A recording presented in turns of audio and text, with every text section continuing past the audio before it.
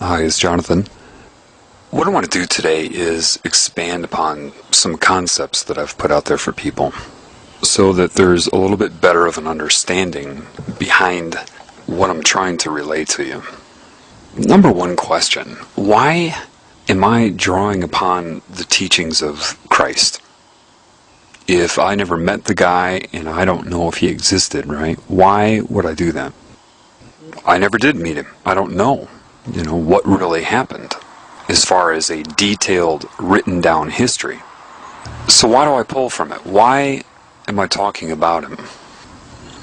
Based upon what I am learning individually. You see, I was protected from religion in the Bible. Never read it.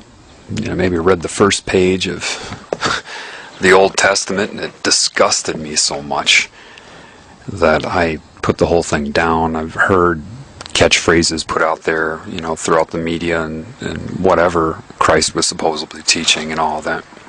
But I was protected from it through the synchronicity of reality. Based upon what I am taught in the woods and just in life in general, the more that I'm taught, the more that I'm learning, the more I understand what Christ was saying. I mean, from the ground up. I may say it differently, but I understand it. And I'm not saying that I have a belief system that I understand it, because I know there are a lot of people that are like, yeah, I understand it too. That's not what I mean. I mean, I truly understand it. So, one thing I know is that somebody knew. Somebody, at some time, knew what I'm learning better than I know it. And you can only know that when you know it.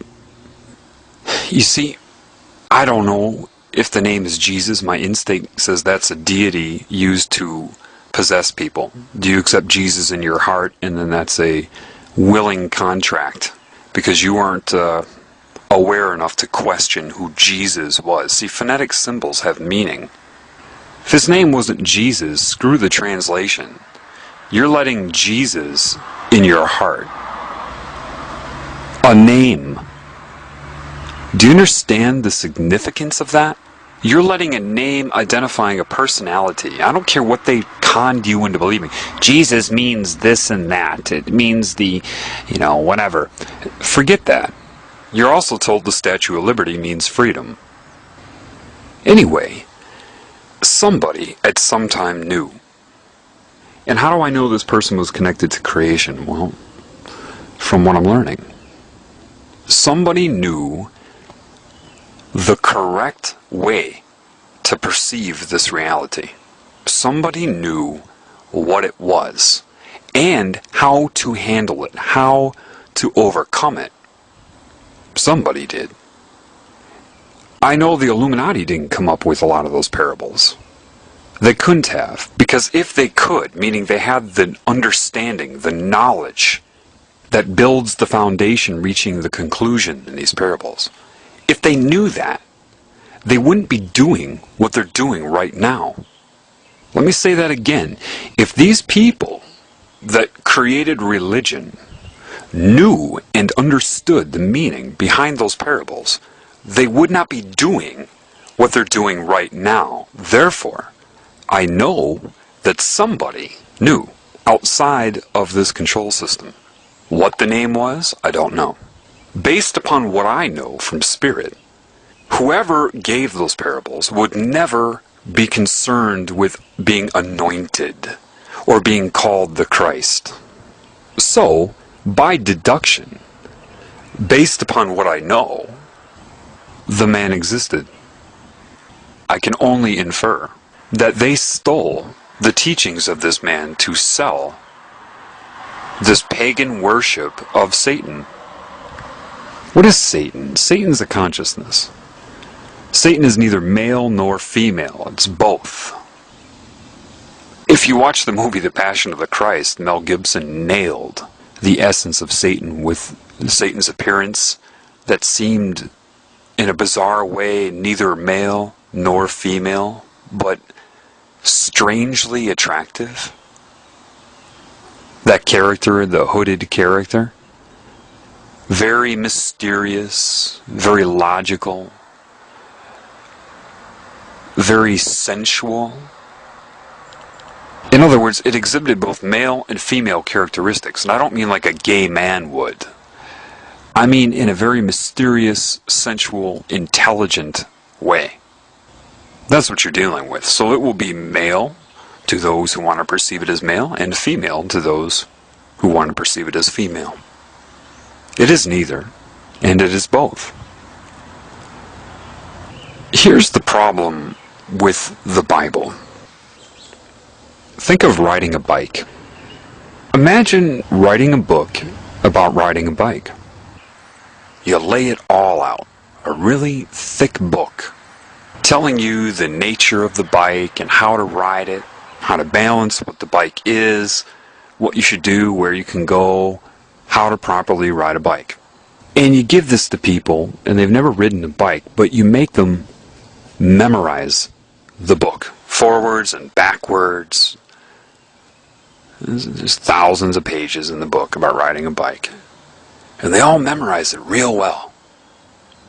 Imagine also in this book that the people who wrote it did not want you to ride a bike. So, because they don't want you to ride the bike, they have to be the authors of a book on how to ride it. Does that make sense? I mean, logically, that would be the strategy, would it not? If you want to control people and keep them from being able to ride a bike, then you have to be the one in charge of all the information about the bike and all the instructions on how to ride it. So what you're going to do is you're going to mess it up.